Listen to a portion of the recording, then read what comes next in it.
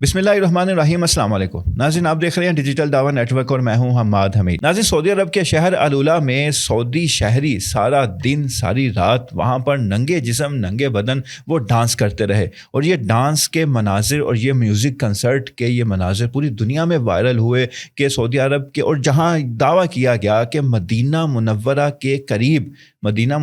के करीब ये शहर मौजूद है कि जहाँ पर ये म्यूज़िक कंसर्ट रखा गया। वहाँ एक मंज़र आप देख सकते हैं कि एक औरत किस कदर वो बरहना हालत में है और वो वहाँ पर डांस कर रही है।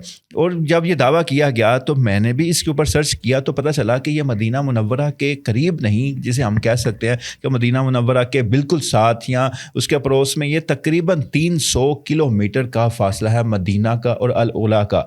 अल-उला जहाँ जो सऊदी अरब का एक शहर है जहाँ पर सियाहत बहुत ज़्यादा है, तो वहीं पर सियाहत को फ़रोग़ देने के लिए सऊदी अरब ने ये इक़दाम किया।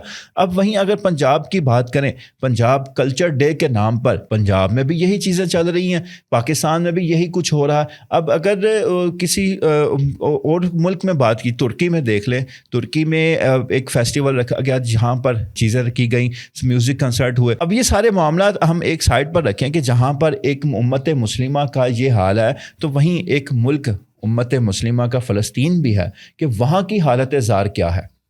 ये जो हमारे हुक्मरान हैं वो म्यूज़िक कंसर्ट्स में, डांस पार्टीज़ में, वो औरतों में, वो इस तरह की फ़ोहश हरकत में या अपनी अय्याशी के मामलात में वो डूबे हुए हैं, अपनी अय्याशियों में वो डूबे हैं। अपनी अय्याशियाँ उनकी उरूज पर हैं, उनकी लग्जरी लाइफ, उनकी लग्जरी गाड़ियाँ, उनके इस तरह के बेहुदा उनके कंसर्ट ये उरूज पर हैं और वो इस चीज़ को वो प्रमोट कर रहे हैं और उसको प्रमोट करना चाह रहे हैं ताकि हमारा मुल्क बच जाए, हमारे मुल्क में सियाहत आ जाए, वहाँ पर पैसा आ जाए, हम उसको यूरोप बना दें, हम उसको दुनिया के ऐसे कंट्री में उसकी लिस्ट में ले आए और जिसको देखने के लिए पूरी दुनिया से लोग भागते हुए चले आए।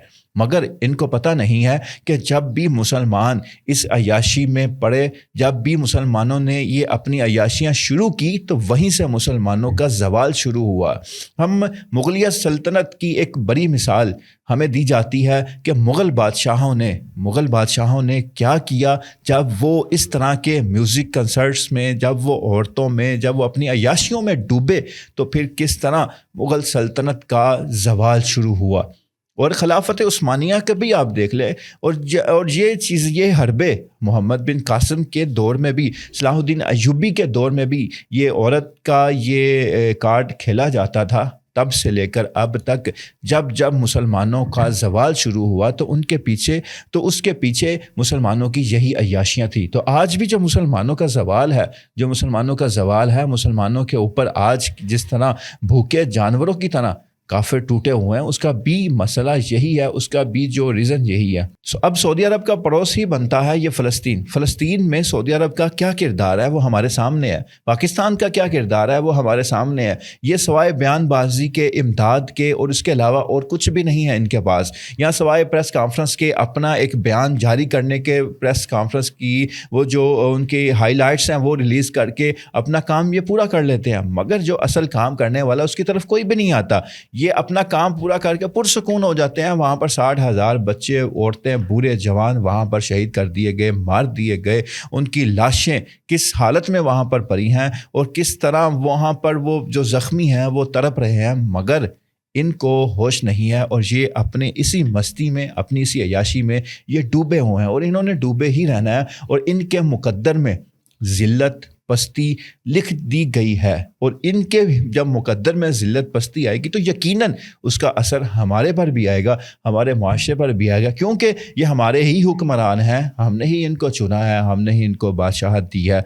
अल्लाह ताला से मैं दुआ गो हूँ कि अल्लाह ताला हमारे हाल पर रहम फरमाए, हमारी उम्मत मुस्लिमा पर अल्लाह रहम फरमाए, वरना हमारे हुक्मरान किसी भी काबिल नहीं छोड़ेंगे हमें। अल्लाह हाफ़िज़।